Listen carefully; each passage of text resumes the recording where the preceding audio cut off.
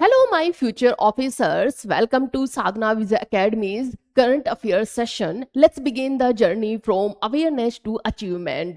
ये हमारा जो सेशन होगा इसको देखते हुए चलेंगे। ये आपके हर एक एग्जाम के लिए काफ़ी इम्पोर्टेंट होगा और साथ ही साथ आप सब जानते हैं कि आज है धनतेरस, तो आप सभी को धनतेरस की हार्दिक शुभकामनाएं।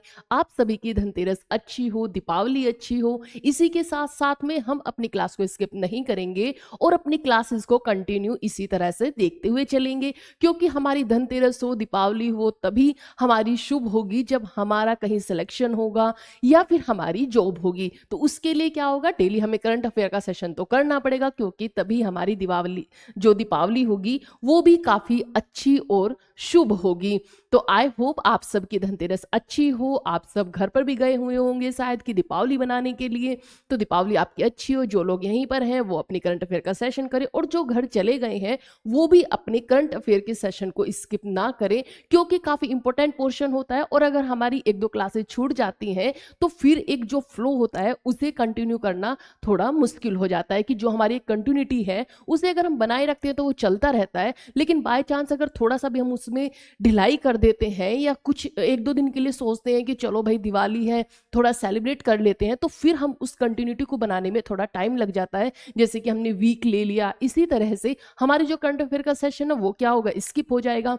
तो यही आपका जो 1 घंटे का करंट अफेयर सेशन होता है, मॉर्निंग में आप उसे फटाफट अपना फिनिश करेंगे और फिर अपनी जो हमारे फेस्टिवल ये डेज चले हुए हैं इन्हें आप सेलिब्रेट करेंगे। तो देखते हैं सबसे पहले हमारी करंट अफेयर। पहले देखेंगे द हिंदू से रिलेटेड जितनी भी न्यूज है, उसके बाद हम देखेंगे मैपिंग, और उसके बाद देखेंगे करंट अफेयर के जो भी क्वेश्चंस होंगे उन्हें कंप्लीट करते हुए चलेंगे और डिटेल में समझते हुए चलेंगे। तो सबसे पहली न्यूज है हमारी कि जो यहाँ पर आए हुए हैं, अभी आप क्या जानते हैं, आपको पता है कि जो इजिप्ट के फाइनेंस मिनिस्टर हैं उन्होंने मुलाकात की है जयशंकर प्रसाद जी से, मोदी जी से की है। किस चीज़ को लेकर की है, क्या इनके बीच मुद्दे रहे, क्या डिस्कस हुआ और क्या समझौते हुए, तो देखेंगे। हमारा एक कॉरिडोर है इंडिया मिडिल ईस्ट यूरोप, जो कॉरिडोर है वो हमारा उस पर काम चल रहा था। लेकिन क्या हुआ, जैसे ही फिलिस्तीन में युद्ध हुआ, ये जो इजराइल फिलिस्तीन गाजा ये युद्ध चल रहा है, इसके वजह से क्या हुआ, इस जो इक्वाडोर का काम था ये रोक दिया गया था। अब उसी पर चर्चा हुई कि उसे शुरू कैसे किया जाए। लेकिन जो इजिप्ट के एफएम है, जो फाइनेंस मिनिस्टर हैं, उन्होंने कहा है कि अगर हमें ये कॉरिडोर कंटिन्यू करना होगा, इस पर वर्क करना होगा, लेकिन उससे पहले फिलिस्तीन में शांति हो, वहां पर पीस हो। अगर वहां शांति होगी तभी इस कॉरिडोर पर काम किया जाएगा। और उन्होंने जितने भी इंडियन हमारे बिजनेसमैन हैं, इंजीनियर्स हैं या फिर जो कंपनी है, उन्हें अपने देश में आने के लिए वेलकम किया है और कहा है जिस तरह से चाइना और रूस इजिप्ट में अपनी कंपनियों को स्थापित किए हुए है, वहां पे अच्छा व्यापार कर रहा है, इसी तरह उन्होंने भारत से भी आग्रह किया है कि आप भी इजिप्ट में आइए और अपना व्यापार कीजिए। हम आपको जितनी भी हो सकेगी उतनी सुविधाएं प्रोवाइड करेंगे।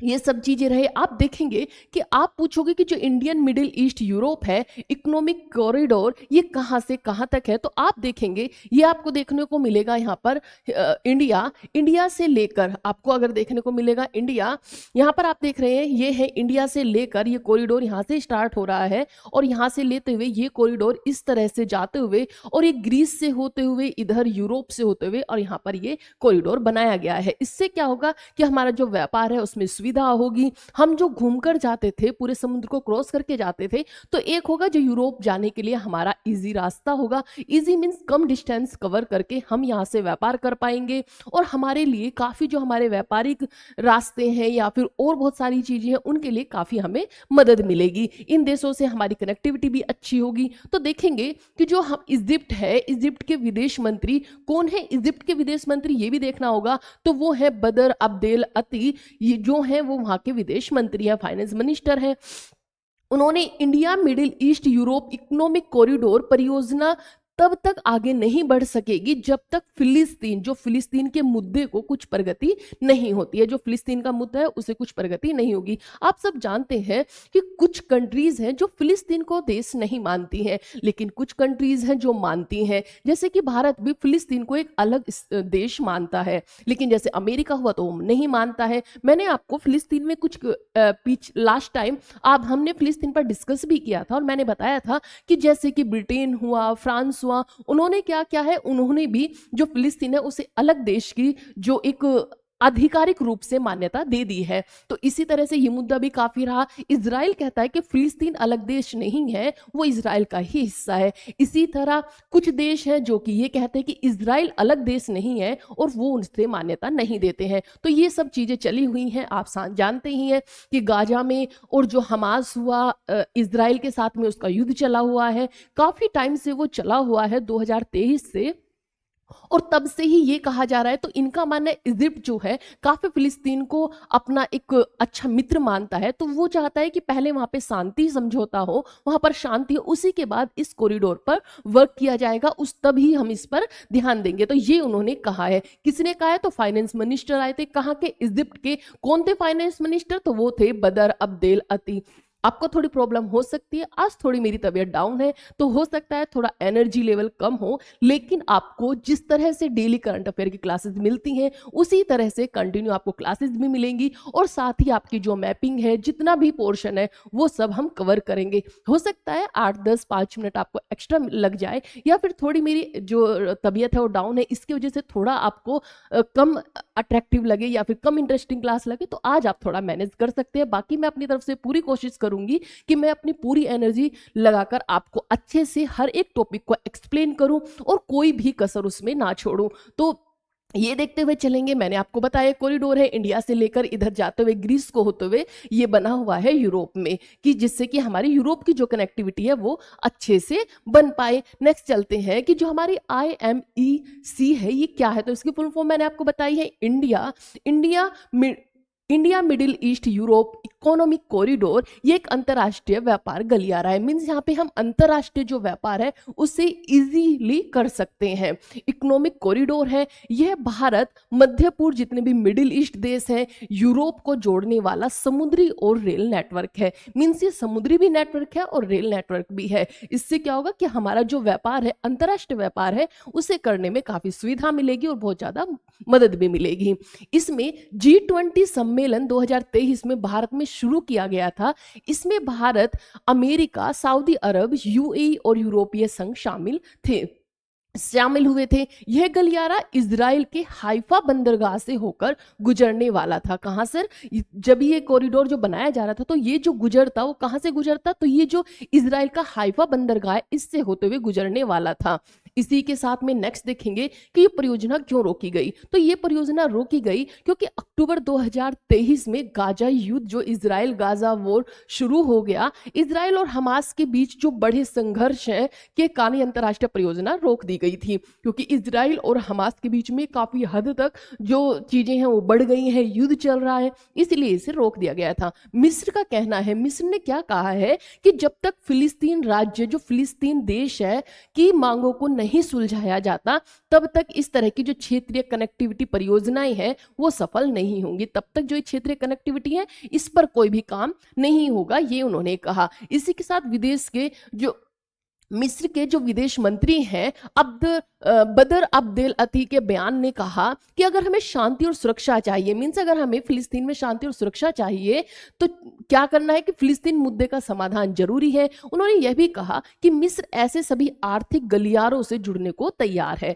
मिस्र ने यह कहा है कि हम इन आर्थिक गलियारों से जुड़ने के लिए तैयार हैं, लेकिन पहले फिलिस्तीन में शांति होनी चाहिए, तभी हम इसमें कोई भी अपना जो हस्तक्षेप है वो आपको दिखाएंगे, या फिर हम इसमें कोई भी समझौता तभी करेंगे। इसी के साथ कि क्षेत्र की जो स्थिति है अनुकूल, अब्देल अती ने भारत से आग्रह किया है कि वह मिस्र के जो सुएज कैनाल इकोनॉमिक जोन है से जुड़े, और जहां रूस और चीन पहले से ही निवेश कर रहे हैं। मैंने आपको बताया था जो सुएज कैनाल इकोनॉमिक जोन है उससे चाइना और रशिया पहले से ही जुड़े हुए हैं, तो उसने आग्रह किया है भारत से कि आप भी इससे जुड़े और हमारे यहाँ पर व्यापार करें। इस तरह हुआ भारत मिस्र की रणनीतिक वार्ता क्या क्या हुई कि ये पहली बार हुई है जब इंडिया इजिप्ट स्ट्रैटेजिक जो डायलॉग है वो शुरू हुई है। इसी इसमें क्या हुआ कि मिस्र के जो विदेश मंत्री ने भारतीय विदेश मंत्री एस जयशंकर प्रसाद जी और प्रधानमंत्री नरेंद्र मोदी जी से मुलाकात की। प्रधानमंत्री ने मिस्र के राष्ट्रपति कौन है आप ही याद रखें, जब भी कोई समझौता किसी देश से होता है और उसका हमारा कोई भी एग्जाम आसपास में हो तो उससे क्वेश्चंस आ जाते हैं कि जिस देश से हमारे कोई कनेक्शन चल रहे हो, हमारा कोई समझौता हो रहा है, कोई एक्सरसाइज हो रही हो, तो वहां के हम पीएम हो, राष्ट्रपति हो या फिर विदेश मंत्री हो, उनका नाम पूछ लेते हैं। तो ये काफी थोड़ा डीपली हो जाता है, लेकिन आपको एक याद रहता है कि ऐसे ही ओरली अगर आप पढ़ते हुए चलते हैं तो आपको याद रहता है। तो थोड़ा आप इसे भी कॉन्सेंट्रेट करके चले कि जो मिस्र के राष्ट्रपति वो है अब्देल फतेह अल सीसी वहां के राष्ट्रपति हैं। गाजा शांति योजना क्या है कि गाजा शांति योजना की सराहना की है, जिसे अमेरिका के राष्ट्रपति डोनाल्ड ट्रंप ने भी क्या किया था कि समर्थन दिया था। इन्होंने कोशिश की थी कि गाजा में एक शांति बने, उसकी तरफ से जो उन्होंने एफर्ट्स किए थे उसके लिए डोनाल्ड ट्रंप ने भी इन्हें सराहना की थी, इनकी तारीफ की थी। आते हैं भारत मिस्र आर्थिक सहयोग। जो भारत का और मिस्र इजिप्ट के बीच हमारे आर्थिक सहयोग है उन्हें देखेंगे। भारत और मिस्र ने द्विपक्षीय व्यापार को कितना जो हमारा $5 बिलियन से दुगना करने का हमने संभावना जताई है कि हमारा अभी कितना व्यापार है वो है हमारा $5 बिलियन, लेकिन हम चाहते हैं कि आने वाले समय में ये हमारा व्यापार दुगना हो जाए। कितना हो जाए? 2 गुना हो जाए। इसमें मुख्य जो संभावनाएं, मुख्य जो चीजें किस किस पर हैं, जैसे कि केमिकल्स हुए, मिनरल्स हुए। मैंने आपको मिनरल्स बताए थे कि मिनरल्स क्या होते हैं, जैसे लिथियम हुआ, कॉपर हुआ, ये क्या है? ये मिनरल्स हैं। और जो लाइम स्टोन हुए, इस तरह के मिनरल्स होते हैं जो कि आप सब जानते हैं कि रेयर मिनरल्स होते हैं जो काफी इंपॉर्टेंट है, क्योंकि इन्हीं से जैसे लिथियम, कॉपर, इनसे क्या बनते हैं? सेमीकंडक्टर बनते हैं। जितने भी हमारे फोन में चिप लगती हैं इनमें यूज होता है, तो इसी के लिए काफी इंपॉर्टेंट हो जाते हैं और रेयर मिनरल्स होते हैं। आप सब जानते हैं कि मैक्सिमम जो देश है वो किस पर डिपेंड हो रहे हैं? वो है चाइना पर, क्योंकि चाइना बहुत ही कम मूल्य में उन्हें और लोगों को दे रहा था, लेकिन क्योंकि उनके पास तकनीक जो थी वो ज्यादा संभावित थी, ज्यादा उनके पास टेक्निक थी उस चीज की। लेकिन अब जब दूसरे देश उन पर निर्भर हो रहे हैं तो अब वो क्या कर रहा है कि जैसे अमेरिका ने उस पर टैरिफ लगाए तो उसने अमेरिका को देने से ही मना कर दिया कि हम तुम्हें देंगे ही नहीं। तो इससे क्या होगा? जो इकोनॉमी है वो हिल जाएगी। इसी के चलते हुए आपने देखा होगा कि चाइना हमेशा अमेरिका के सामने डट के खड़ा रहता है, पीछे कदम नहीं लेता है, सिर्फ इसी वजह से क्योंकि वो आत्मनिर्भर है और रेयर जो मिनरल्स है उसमें काफी स्ट्रोंग है। तो ये हुआ। फिर जो हुआ फार्मेज जो स्टिकल्स होते हैं, फॉस्फेट्स हुआ, डिजिटल टेक्नोलॉजी हुआ, आर्टिफिशियल इंटेलिजेंस हुई या फिर नवीनीकरण ऊर्जा हुई, इसमें ये काम करने के लिए इन्होंने आग्रह किया है। इन सब चीजों पर क्या करेंगे? व्यापार करने की इन्होंने एक थीम बनाई है। मिस्र में औद्योगिक क्षेत्र क्या क्या है? तो मिस्र ने कहा है कि उसके पास चीन और रूस के लिए विशेष औद्योगिक क्षेत्र है। अब मिस्र चाहता है कि भारत भी इस क्षेत्र में निवेश करे। मिस्र भारत और को आश्वासन दे रहा है कि भारतीय कंपनियों को वहां सुविधाएं और प्रोत्साहन दिया जाएगा, प्रोत्साहन होगा, उन्हें सुविधा भी दी जाएगी, जितना हो सकेगा वो उनकी मदद करेगा। फिलिस्तीनी मुद्दा क्या है? तो मिस्र ने कहा है कि फिलिस्तीनियों को अपना स्वतंत्र राज्य पाने का हक है, क्योंकि जो मिस्र है वो भी फिलिस्तीन को अलग देश मानता है, इसीलिए वो कहता है कि स्वतंत्र देश बनने का उसे पूरा अधिकार है। क्षेत्र में शांति तभी संभव है जब फिलिस्तीनी लोगों को वह आकांक्षाएं पूरी हों। जब तक ऐसा नहीं होता तब तक जो IMEC की परियोजना है वो आगे नहीं बढ़ेगी, जो हमारा कॉरिडोर है वो आगे नहीं बढ़ेगा। ये सब चीज हुआ, इंडिया मिडिल ईस्ट जो हमारा कॉरिडोर है उस पे काम नहीं होगा। तो ये हमारी बातचीत हुई, मैंने आपको बताया कॉरिडोर कहां से कहां तक था। अब चलते हैं, इसका एक निष्कर्ष देख सकते हैं कि हमारा एक कंक्लूजन क्या होगा कि मिस्र का मानना है कि भारत मध्य पूर्व यूरोप जो गलियारा है वो केवल आर्थिक परियोजना ही नहीं बल्कि हमारी राजनीतिक स्थिरता हो या फिर क्षेत्रीय शांति पर भी निर्भर करता है। इसी के साथ साथ फिलिस्तीन का जो मुद्दा है हल हुए बिना इस परियोजना को आगे बढ़ाना मुश्किल है, ये भी इन्होंने कहा। और थर्ड जो है, भारत और मिस्र दोनों इस अवसर को शांति और सहयोग का मॉडल बनाना चाहते हैं। ये थी ये न्यूज। आप सब जानते हैं कि भारत भी काफी बार एफर्ट्स कर चुका है, जैसे कि रूस और यूक्रेन का युद्ध हो उसे रुकवाने का, वहां पर जो शांति समझौता है उसे करने का, या फिर जो इजराइल हमास में चला इसके लिए भी भारत हमेशा चाहता है कि कोई भी देश एक दूसरे से ना लड़े और शांति बनी रहे। ये न्यूज हुई। सेकंड चलते हैं, हमारी जो न्यूज़ है वो है हमारा जो C390 प्लेन्स है वो इंडिया के लिए बनाए गए हैं। किसने? महिंद्रा ने बनाए हैं। तो आप देखेंगे जो ब्राज़ील की एरोस्पेस कंपनी है एम्बारर, इसने क्या किया है? भारत में अपना नया कार्यालय खोला है। अपना नया कार्यालय खोला इस अवसर पर जो महिंद्रा ग्रुप है, महिंद्रा ग्रुप के साथ मिलकर ये इसे क्या करेंगे? इसे स्टार्ट करेंगे। मींस महिंद्रा ग्रुप के साथ एक रणनीतिक सहयोग समझौता जो स्ट्रेटेजिक कोऑपरेशन एग्रीमेंट पर इन्होंने हस्ताक्षर किए हैं। इस समझौते का उद्देश्य क्या रहा कि जो भारतीय वायुसेना है, इंडियन एयरफोर्स के लिए जो हमारा C390 मिलेनियम सैन्य परिवहन विमान है, जो हमारी मिलिट्री ट्रांसपोर्ट एयरक्राफ्ट का निर्माण आगे बढ़ेगा और इससे जो हमारा देश है वो आत्मनिर्भर बनेगा। क्योंकि जब ये एक साथ में काम करेंगे तो इनकी जो टेक्निक है, जो इनकी इंजीनियर्स हैं, उन्हें क्या उन चीज़ों को भारत भी सीखेगा और भारत की कुछ चीज़ें दूसरे लोग जो ये हमारा बनेगा, ब्रिटेन जो इसे ब्राज़ील जो बना रहा है उसमें भी क्या होगा? काफ़ी मदद देखने को मिलेगी। ये रहा। इसमें शामिल कौन कौन होगा? तो आप सब देखते हैं कि इसमें महत्वपूर्ण मौके पर भारत और ब्राजील दोनों देशों के कई शीर्ष अधिकारी मौजूद थे। जैसे कि ब्राजील के उपराष्ट्रपति हुए। ब्राजील के उपराष्ट्रपति कौन है? तो वो है जेराल्डो ओल्केमिन। कौन है? जेराल्डो अल्केमिन है। ब्राजील के रक्षा मंत्री कौन है? तो वो है जोस मूसियो, ये भी इसमें शामिल हुए।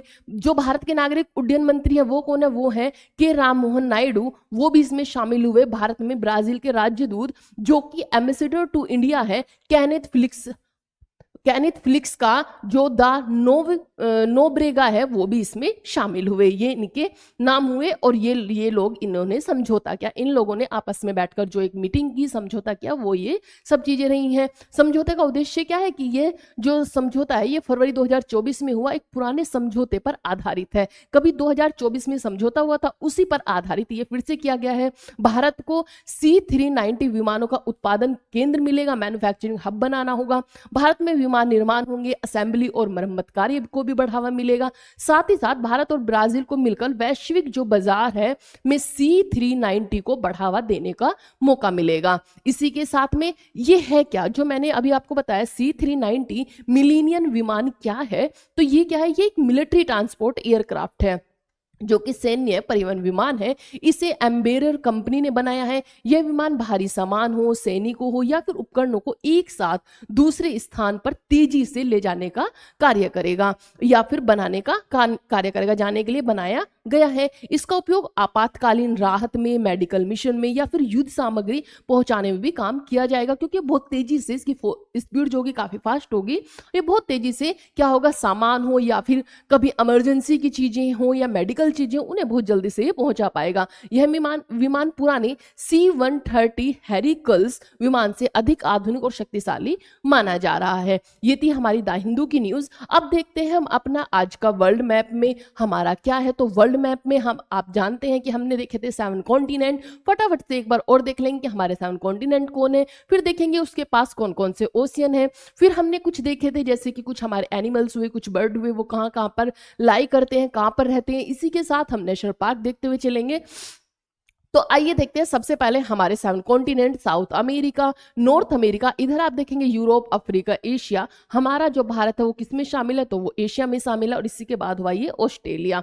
और यहाँ पर आप देखेंगे अटलांटिका। तो ये हुए 7 कॉन्टिनेंट। 7 कॉन्टिनेंट में कौन कौन सा? एशिया, जिसमें भारत भी शामिल है। भारत किस में आता है? एशिया कॉन्टिनेंट में आता है। एशिया के पास ही आपको यूरोप और अफ्रीका देखने को मिलेगा। और अगर आप वेस्ट में चलोगे तो आपको नॉर्थ अमेरिका और साउथ अमेरिका देखने को मिलेगा। बिल्कुल नीचे अगर आप साउथ में देखेंगे तो आपको अटलांटिका देखने को मिलेगा और इधर आपको ऑस्ट्रेलिया देखने को मिलेगा। नेक्स्ट देखते हैं कि इसके पास कौन कौन से ओशन पड़ते हैं। तो ओशन आप देख लेंगे, यहाँ पर आर्कटिक ओशन पड़ता है। अगर आप नॉर्थ अमेरिका के वेस्ट में देखेंगे, इधर देखेंगे तो पैसिफिक ओशन पड़ता है। इसी के साथ में साउथ अमेरिका, नॉर्थ अमेरिका, इधर आप अटलांटिक ओशन देखेंगे। इधर अफ्रीका, यूरोप और एशिया। इसके नीचे अगर आप देखेंगे तो भारत के पास में ही आपको ये हुआ भारत का मैप और ये है इंडियन सी। तो यहाँ पर आपको इंडियन ओशन देखने को मिलेगा, इधर पैसिफिक ओशन देखने को मिलेगा, आर्कटिक ओशन देखने को मिलेगा और सबसे नीचे आपको सदर्न ओशन देखने को मिलेगा जो कि अटलांटिका के पास में आपको देखने को मिलेगा। ये हुआ। इसके बाद हम देखेंगे कि मैंने देखा था इंपोर्टेंट जो हमारे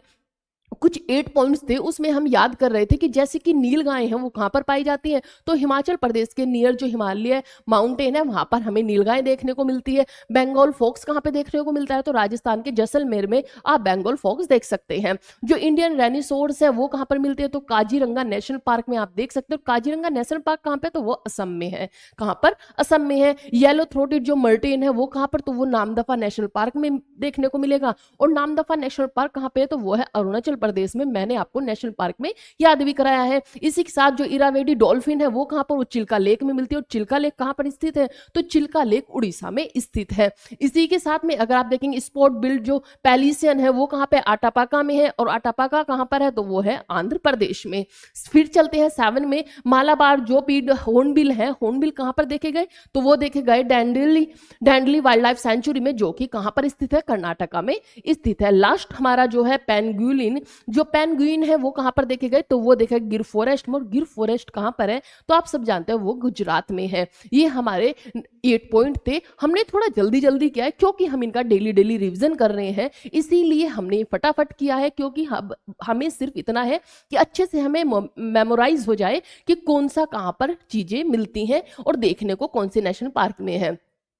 अब देखेंगे हम अपने नेशनल पार्क। सबसे पहले हमने देखा था, नॉर्थ से हम अपने नेशनल पार्क देखते हुए चल रहे थे। सबसे पहले हमने नेशनल पार्क देखा था लद्दाख। लद्दाख में आपको एक नेशनल पार्क देखने को मिला था, वो था हेमिस नेशनल पार्क। इसी के साथ में जब आपने देखा जम्मू कश्मीर, ये हुआ लद्दाख। इधर देखा जब आपने जम्मू कश्मीर, तो यहाँ पर आपको 4 नेशनल पार्क देखने को मिले थे। कौन कौन से, एक तो था सलीम अली नेशनल पार्क, दूसरा था Kazinag national park, Kishtwar national park, और फोर्थ था दाचिंगम नेशनल पार्क। तो ये हमारे कहाँ थे, ये थे जम्मू कश्मीर में। तो कौन कौन से थे जम्मू कश्मीर में, आप देखेंगे तो सलीम अली नेशनल पार्क, दाचिंगम, किश्तवाड़ और काजीनांग हमने देखा था। इसके नीचे अगर आप चलेंगे तो इधर आपको मिलेगा हिमाचल प्रदेश देखने को, और ये मिलेगा आपको पंजाब देखने को। इससे आपको सभी स्टेट की पोजीशन भी पता चलेगी कि कौन सा स्टेट कहाँ पर लाई करता है, और आपको नेशनल पार्क भी याद हो जाएंगे। हिमाचल प्रदेश में हमने देखे थे 5 नेशनल पार्क। कौन कौन से थे, तो सबसे पहले ग्रेट हिमालय, पिन वैली, खीरगंगा हुई, पिन वैली, इंदर किला और Simbalbara national park. Great Himalaya, Pin valley, Inder Kila, Kheerganga और सिंबलवारा नेशनल पार्क, ये कहां पर है, हिमाचल प्रदेश में है।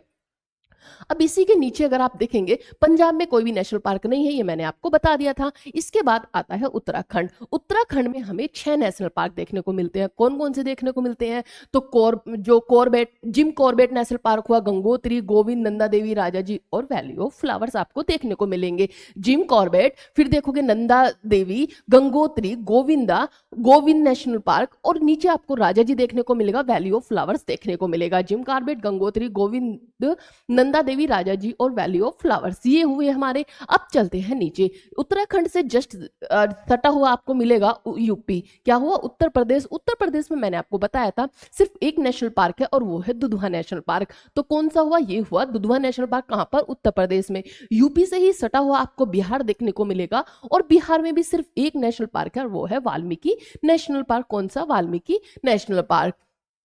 अब चलते हैं हम हम आ जाते हैं वेस्ट में। वेस्ट में देखते हैं कि यहाँ आपको पंजाब और यूपी के बीच में आपको हरियाणा देखने को मिलेगा, और हरियाणा में आपको देखने को मिलेंगे 2 नेशनल पार्क, कालेसर और सुल्तानपुर नेशनल पार्क। कौन सा, कालेसर और सुल्तानपुर नेशनल पार्क, ये 2 नेशनल पार्क आपको हरियाणा में देखने को मिलेंगे।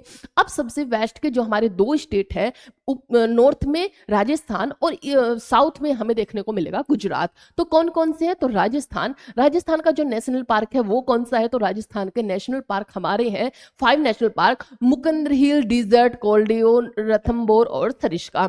मुकुंद हिल डिजर्ट, कैलिडियो, रथम्बोर और सरिस्का हमारे नेशनल पार्क है। ये हुए हमारे राजस्थान के। अब चलते हैं हम गुजरात पर। गुजरात के हमारे नेशनल पार्क कौन कौन से हैं, तो गुजरात में आपको देखने को मिलेगा, ये हुए 4 national park, Vansda, black buck, Gir national park और हमारा marine national park. Vansda, black buck, Gir और मैरीन, ये हमारे हुए नेशनल पार्क। फिर हमने देखा था इधर कि आपको ऊपर सबसे छोटा सा आपको स्टेट देखने को मिलेगा, जो कि भारत का 2nd सबसे स्मॉलेस्ट राज्य है, वो है सिक्किम। यहाँ आपको छोटा सिक्किम देखने को मिलेगा क्योंकि फर्स्ट पर कौन है तो वो है गोवा है। तो सिक्किम में जो नेशनल पार्क है वो है कंचनजंगा नेशनल पार्क। कौन सा है? Kanchenjunga national park. ये हुए। फिर हमने यहाँ पे अरुणाचल प्रदेश में देखे थे। अरुणाचल प्रदेश में हमने दो नेशनल पार्क देखे थे, मोलिंग और नामदफा नेशनल पार्क। कौन कौन सा? मोलिंग और नामदफा नेशनल पार्क। नामदफा मैंने आपको बताया भी था। तो मोलिंग और नामदफा नेशनल पार्क कहाँ पे? अरुणाचल प्रदेश में। ये हुआ। इसके बाद अरुणाचल प्रदेश से आप नीचे देखेंगे तो यहाँ आपको असम देखने को मिलेगा, और असम में हमने देखे थे 7 नेशनल पार्क। कौन कौन से देखे थे? 7 नेशनल पार्क। कौन कौन से? दिब्रू, दिहंग, रायमोना, काजीरंगा, मानस, नामेरी, ओरंग, ये हमारे नेशनल पार्क थे। एक बार फिर से देख लोगे कि कौन कौन से थे। दिब्रू, दिहंग, रायमोना, दिब्रू, दिहंग, रायमोना, काजीरंगा, मानस, नामेरी, ओरंग, ये हमारे नेशनल पार्क थे। एक बार फिर से आप मेरे साथ रिवाइज करेंगे और बोलकर करेंगे। जिस तरह से मैं बोल रही हूँ इसी तरह से आप ऊंची आवाज में खूब याद करेंगे तो आपको क्या होगा? बहुत ही इजीली याद हो जाएगा। तो आप क्या करेंगे? जैसे कि दिब्रू, दिहंग, रायमोना, नाम, मानस, नामेरी, ओरंग और काजीरंग, ये हमारे नेशनल पार्क है। दिब्रू, दिहंग, रायमोना, काजीरंगा, मानस, नामेरी, ओरंग किसके हैं? असम के नेशनल पार्क है। ये हमारे हुए। इसके बाद आप अरुणाचल प्रदेश और असम से इधर देखेंगे तो आपको देखने को मिलेगा नागालैंड, और नागालैंड का जो नेशनल पार्क है वो एक नेशनल पार्क है, वो है इटंकी नेशनल पार्क। कौन सा? इटंकी नेशनल पार्क। इसी के साथ में इटंकी नेशनल पार्क हुआ। हमने कल मध्य प्रदेश भी देखा था। यहाँ पर आप देखेंगे एमपी और ये है मध्य प्रदेश के नेशनल पार्क। मध्य प्रदेश के नेशनल पार्क आपको 11 नेशनल पार्क देखेंगे और फटाफट से इन्हें याद करेंगे। किस तरह से? बांधवगढ़, फोसिल, कान्हा, माधव, पन्ना, पेंच, संजय, सतपुड़ा, वन विहार, कूनो और दिनोसर, ये हुए हमारे नेशनल पार्क। कौन कौन से? एक बार फिर से देख लो कि बांधवगढ़, फोसिल, कन्ना, पन्ना, पेंच, संजय, सतपुड़ा, वन विहार, दिनोसर और लास्ट में कूनो हमारे नेशनल पार्क हुए। ये हमने मध्य प्रदेश के पढ़े थे। आप इसी तरह से याद करेंगे जिस तरह से मैं याद करा रही हूँ, और आपको एक ही लाइन में सारे नेशनल पार्क याद हो जाएंगे और आपको याद भी रहेगा कि कौन सा नेशनल पार्क कहाँ से बिलोंग करता है, कहाँ पर लाई करता है। फिर से देखो, बांधवगढ़, फोसिल, कान्हा, माधव, पन्ना, पेंच, इधर आएंगे संजय, सतपुड़ा, वन विहार, दिनोसर और कूनो, ये हुए नेशनल पार्क। अब चलते हैं हम देखते हैं अब ईस्ट के पोर्शन को। ईस्ट में हमने देख लिया था, असम देख लिया, अरुणाचल प्रदेश देख लिया, नागालैंड देख लिया। अब चलते हैं मणिपुर पर। मणिपुर में आपको 2 नेशनल पार्क देखने को मिलेंगे, काबुल लामजाओ और सिरोही। कौन सा? काबुल लामजाओ और सिरोही नेशनल पार्क मणिपुर में है। इसी के साथ में इससे नीचे अगर आप मिजोरम में आएंगे तो मिजोरम में आपको देखने को मिलेगा मोरलेन और फांगपुई नेशनल पार्क। आपको कहाँ मिलेगा? मोरलेन और फांगपुई नेशनल पार्क आपको मिजोरम में देखने को मिलेगा। कहां पर? मिजोरम में देखने को मिलेगा। यहाँ आपको त्रिपुरा नजर आएगा, और त्रिपुरा का अगर आप देखेंगे तो त्रिपुरा में आपको 2 नेशनल पार्क देखेंगे, क्लाउडेड लियोपार्ड और बेसन नेशनल पार्क या राजबारी नेशनल पार्क। बेसोन या फिर राजबारी नेशनल पार्क ये देखने को मिलेगा। कौन कौन सा? कि क्लाउडेड लियोपार्ड और बियोसोन या फिर राजबारी नेशनल पार्क। ये आपको कहां देखने को मिलेगा? त्रिपुरा देखने को मिलेगा। एक आपका बचा, वो बचा मेघालय यहाँ पर, और मेघालय के जो नेशनल पार्क है वो है, यहाँ पर देखेंगे आप नेशनल पार्क की नौकरी के, जो कि नौकरी के है, और एक है बालफा क्रम। कौन सा है? बालफा क्रम। ये हुए हमारे मेघालय के नेशनल पार्क। आज हम बस इतना ही देखेंगे क्योंकि ईस्ट के नेशनल पार्क देखे, कल फिर से ईस्ट के सारे नेशनल पार्क को रिविजन करेंगे। तो ये हुए हमारे आज के नेशनल पार्क। अच्छा, मैंने आपको पढ़ाया था कि कर्क रेखा किस किस स्टेट से होती हुई गुजरती है। तो कर्क रेखा किस किस स्टेट से होकर गुजरती है? तो वो गुजरात से होते हुए राजस्थान को क्रॉस करते हुए एमपी में एंटर करेगी। एमपी के बाद वो जाएगी कहां पर? छत्तीसगढ़ में। छत्तीसगढ़ से झारखंड, झारखंड से वेस्ट बंगाल, वेस्ट बंगाल से त्रिपुरा, और फिर आएगी ये कहां पर? मिजोरम होते हुए ये निकल जाएगी। 8 स्टेट को ये कवर करेगी। ये हुए नेशनल पार्क। अब चलते हैं हमने 7 कॉन्टिनेंट पढ़े थे, उसमें से सबसे पहले देखेंगे कि हमारा जो 7 कॉन्टिनेंट में से एक कॉन्टिनेंट है वो है साउथ अमेरिका। साउथ अमेरिका के जो देश थे वो आप देखोगे कि नीचे देखने को मिलेगा आपको अर्जेंटीना और चिली। ये आपको चिली देश देखने को मिलेगा, यहाँ पर अर्जेंटीना देखने को मिलेगा। नीचे आपको उरुग्वे देखने को मिलेगा, यहाँ पे आपको प्रागवे देखने को मिलेगा, इधर बोलीविया देखने को मिलेगा, इधर पेरू देखने को मिलेगा, इधर आपको इक्वाडोर देखने को मिलेगा, इधर कोलंबिया देखने को मिलेगा, इधर वेनेजुला देखने को मिलेगा, और यहाँ पे आपको देखने को मिलेगा गुआना और यहाँ पर सूरीनाम, और ये आपको फ्रेंच गुआना। कौन सा? फ्रेंच गुआना आपको देखने को मिलेगा। और ये हुआ ब्राजील। ये हुआ ब्राजील। ये यहाँ के जो देश हैं उनके नाम है। मैंने आपको रेयर जो मिनरल्स है उनके बारे में बताया था। जो लिथियम होता है वो कहाँ पाया जाता है? तो इसी में आप अगर चिली देखेंगे, चिली में और बोलीविया में आप लिथियम के काफ़ी भंडार देखने को आपको यहाँ मिलेंगे और इसके लिए यहाँ पर जो लिथियम है यहाँ पर पाया जाता है। तो कहाँ पर? चिली में और बोलीविया में आपको लिथियम देखने को मिलेगा। अभी आपने देखा होगा वेनेजुएला में काफ़ी चीज़ें हो रही हैं, तो वेनेजुएला पर एक न्यूज़ भी है, उसे देखते हुए चलेंगे कि वेनेजुएला में आखिर क्या चीज़ें हो रही हैं। वेनेजुएला के पास में क्या क्या अमेरिका ने अपनी जो कुछ सेना है वो तैनात कर दी है। क्यों कर दी है? कि अमेरिका का कहना है कि ये लोग क्या करते हैं, ड्रग्स की जो होती है तस्करी करते हैं, इसीलिए उन्होंने अपनी सेना यहाँ पर स्थापित कर दी और सेना लगा दी है। क्या है कि यहाँ पे जो वेनेजुएला है यहाँ पे ड्रग्स की तस्करी काफी भारी मात्रा में की जाती है। वेनेजुएला की कहानी क्या है कि यहाँ पे जो है तेल के भंडार काफी पाए जाते थे, यहाँ पर ऑयल के जो भंडार थे वो अभी भी काफी हैं और पहले काफी यहाँ पर पाए जाते थे। तो क्या हुआ कि यहाँ की सरकार ने जो थे फ्री में पैसा बांटना शुरू कर दिया कि यहाँ पर तो ऑयल खूब है, तो आपको काम करने की कोई जरूरत नहीं है और आप आराम से बैठ के खाओ। इससे क्या हुआ, यहाँ पर महंगाई इस तरह से बढ़ गई कि यहाँ के जो पैसे हैं वो जो बैग भर भर के ले जाने होते थे और तब जाके हम एक सामान लेकर आते थे। वेनेजुएला में महंगाई का वो स्तर बढ़ गया था। इसके बाद उन राष्ट्रपति ने अपना इस्तीफा दिया और दूसरे आए, वहां पर जो आए उन्होंने काफी कंट्रोल करने की कोशिश की। लेकिन जब इंसान को फ्री खाने का आदत पड़ जाए या फिर आराम से सोना बिना कुछ किए खाना मिल रहा था तो वो काम क्यों करेंगे। तो यहाँ पर क्या हुआ, यहाँ पर एक प्रोटेस्ट हो गया, उसकी वजह से जो दूसरे वहां पे तो उन्होंने काफी बैलेंस किया। इस तरह से यहाँ की कंडीशन चल रही थी। अभी भी वेनेजुएला की जो हालत है वो काफी खस्ता है, लेकिन अभी भी यहाँ पर ऑयल के काफी भंडार पाए जाते हैं। ये रहा। इसके बाद चलते हैं हम अपना नॉर्थ अमेरिका पर। नॉर्थ अमेरिका में आपको देखने को मिलेंगे, हम कुछ इंपोर्टेंट देश देख लेते हैं। जैसे आपको मैक्सिको देखने को मिलेगा, यूनाइटेड स्टेट, कनाडा देखने को मिलेगा, यहाँ पर अलास्का देखने को मिलेगा। अलास्का किसका पार्ट है? तो ये यूएसए का ही पार्ट है अलास्का। इधर आपको ग्रीनलैंड देखने को मिलेगा। ये हुआ, यहाँ आपको क्यूबा भी देखने को मिलेगा, जो हिती है वो देखने को मिलेगा, कोस्टारिका देखने को मिलेगा, पैनामा देखने को मिलेगा। पैनामा की हमने बात भी की थी, पैनामा देखने को मिलेगा। यहाँ पे ब्लीज देखने को मिलेगा, हुंडरस देखने को मिलेगा, जो गुटरमाला है वो देखने को मिलेगा। तो ये जो है सेंट्रल अमेरिका के स्टेट हैं। इसी के साथ में चलते हैं, ये हुआ नॉर्थ अमेरिका।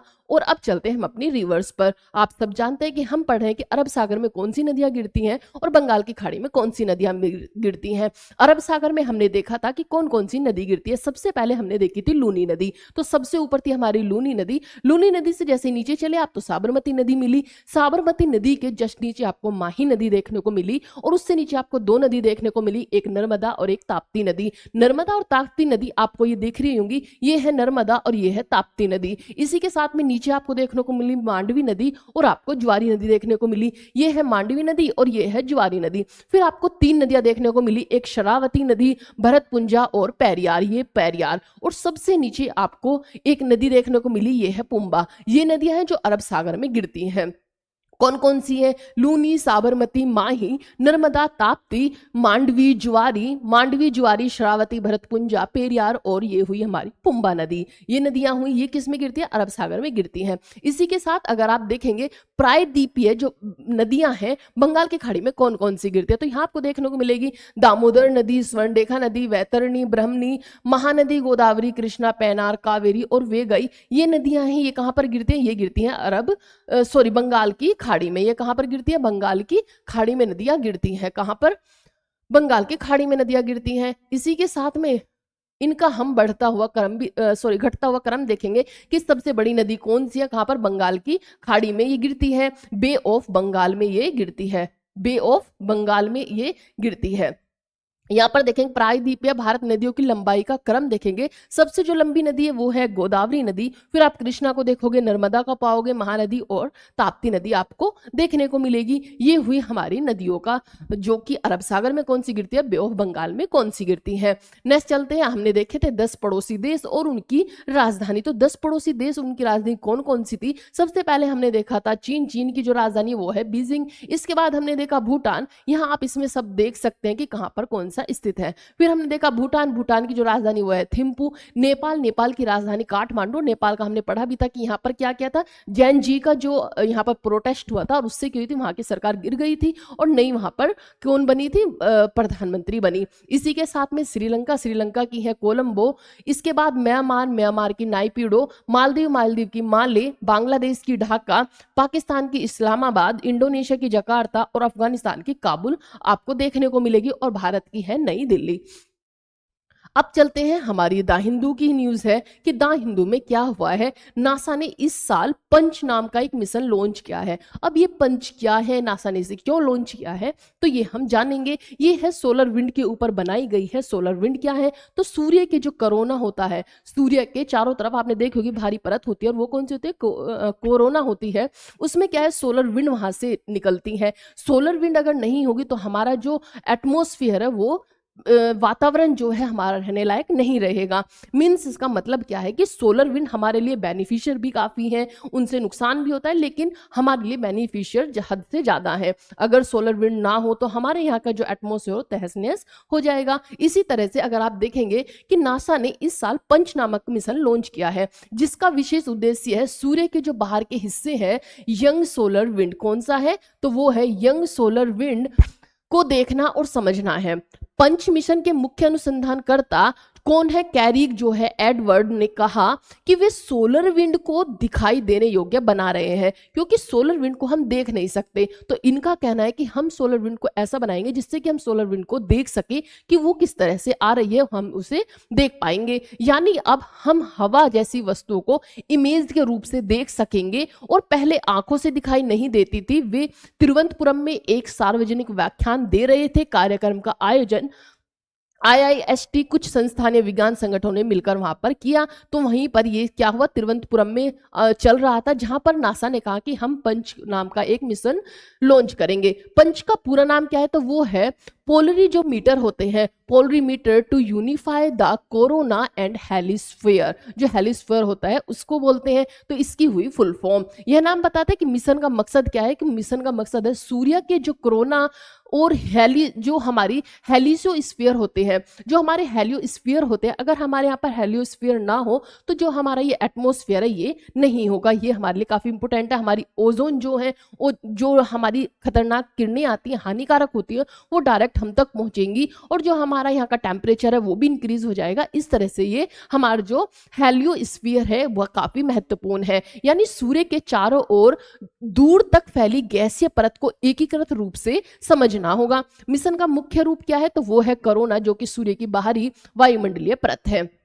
वहां से निकलने वाले जो सोलर विंड को लगातार और स्पष्ट रूप से एक इमेज में देखना और ट्रैक करना योग्य बनाना, ये इस पंच मिशन का उद्देश्य है। इसी के साथ में पंच जो है यंग सोलर विंड का निरीक्षण करेगा, यानी वो रेन जो कोरोना से शुरू होकर अंतरिक्ष में फैलती है, ताकि हम उसकी उत्पत्ति, मार्ग और विकास को समझ सकें। ये हुआ। इसके बाद चलते हैं सोलर विंड और देखेंगे कि ये कोरोनल जो इंजेक्शन है ये क्या है। तो जो हमारा सोलर विंड है, पहले देखेंगे हम सोलर विंड क्या है।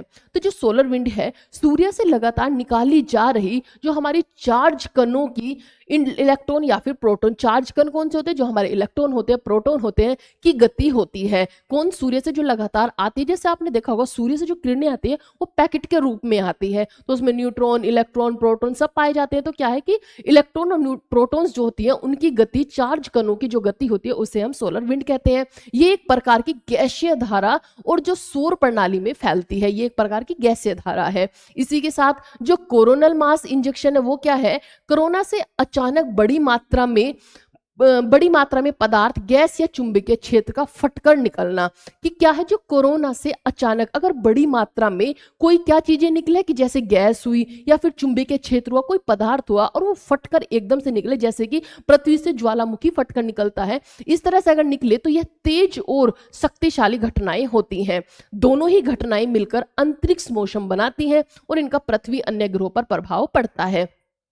जो हमारी सोलर विंड होती है और जो हमारी होते हैं कोरोनल मास इंजेक्शन, ये दोनों ही मिलकर हमारे जो मौसम है उसे क्या बनाती है, रहने लायक बनाती है। इससे पृथ्वी भी इफेक्ट होती है और हमारे जो अन्य ग्रह हैं वो भी प्रभावित होते हैं। इसी तरह से क्योंकि हमारे यहाँ पर क्या, हमारी जो मैग्नेट है, चुंबकीय यहाँ पर शक्ति है, वो क्या है, वो काफी स्ट्रोंग है। जैसे आप बुध ग्रह पे देखोगे तो वहां पे वो इतनी स्ट्रोंग नहीं है, इसकी वजह से वहां पर सोलर विंड हो या फिर और चीजें हो इतनी रुक नहीं पाती हैं। लेकिन हमारी जो पृथ्वी है उसकी जो मैग्नेट है वो काफी स्ट्रोंग है, इसीलिए क्या होते हैं, वो सबको अपनी तरफ अट्रैक्ट करती है। ये सब देखोगे।